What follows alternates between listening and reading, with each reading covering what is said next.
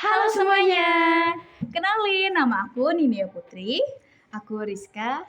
Nah jadi ini pertama kalinya aku dan Rizka akan melakukan sebuah podcast.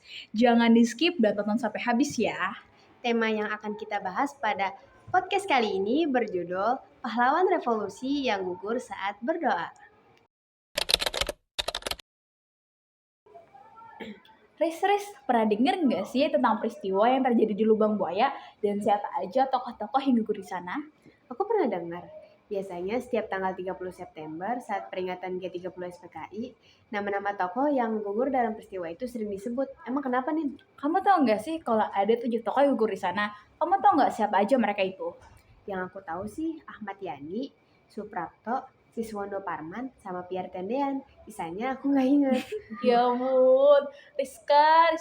Tapi kamu tahu nggak sih kalau ada salah satu tokoh di sana yang kematiannya itu mengharukan banget? Kayaknya aku tahu deh. Donald Isaac Panjaitan bukan sih? Nah, benar banget. Jadi guys, pada podcast kali ini kita akan membahas siapa sebenarnya Donald Isaac Panjaitan itu, Gimana kisah perjuangannya? dan kenapa beliau layak dijadikan sebagai pahlawan revolusi. Yuk simak animasi penjelasannya. Donald Isaac Panjaitan lahir pada 9 Juni 1925 di Balage, Tapanuli, Sumatera Utara. Ia tumbuh di tengah keluarga Batak Toba yang sederhana tapi sangat menjunjung pendidikan dan nilai-nilai rohani. Sejak kecil, Panjaitan dikenal sebagai anak yang tekun, cerdas, dan sopan.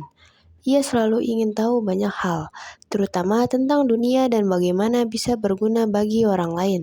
Pendidikannya ditempuh hingga sekolah menengah atas, sebuah pencapaian besar pada masa itu.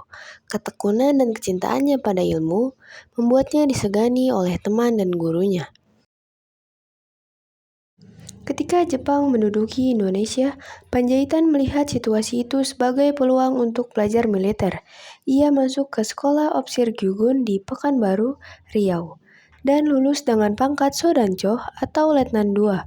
Dari sinilah, jalan hidupnya sebagai seorang prajurit dimulai.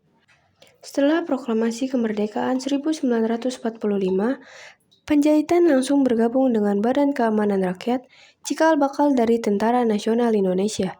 Ia terlibat langsung dalam perjuangan mempertahankan kemerdekaan dari ancaman penjajah. Sebagai seorang komandan, Panjaitan dikenal tegas dan disiplin. Ia bukan hanya pemimpin yang memerintah, tapi juga seseorang yang sangat menghargai dan peduli pada bawahannya. Dalam masa-masa sulit perjuangan, ia menjabat berbagai posisi penting, mulai dari Kepala Staf Umum 4 Komandemen Tentara Sumatera, hingga pimpinan Pusat Perbekalan Perjuangan Pemerintah Darurat Republik Indonesia pada masa agresi militer Belanda II. Setelah Indonesia merdeka, karir Panjaitan terus menanjak. Ia dipercaya memegang berbagai posisi strategis seperti Kepala Staf Operasi Tentara dan Teritorium Bukit Barisan. Ia juga sempat dikirim ke luar negeri sebagai atase militer di Jerman Barat.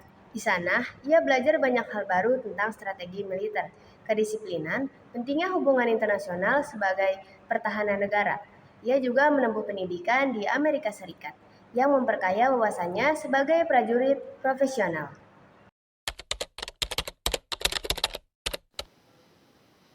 Pada tanggal 1 Oktober tahun 1965, rumah Donald Isaac Panjaitan di Jalan Hasanuddin nomor 53 Kebayoran Baru, Jakarta Selatan diserbu oleh pasukan Cakrabirawa. Mereka meminta Panjaitan untuk ikut dengan alasan dipanggil presiden. Panjaitan langsung menaruh rasa curiga, namun ia tetap bersiap mengenakan seragam lengkap dan segera keluar menuruni tangga.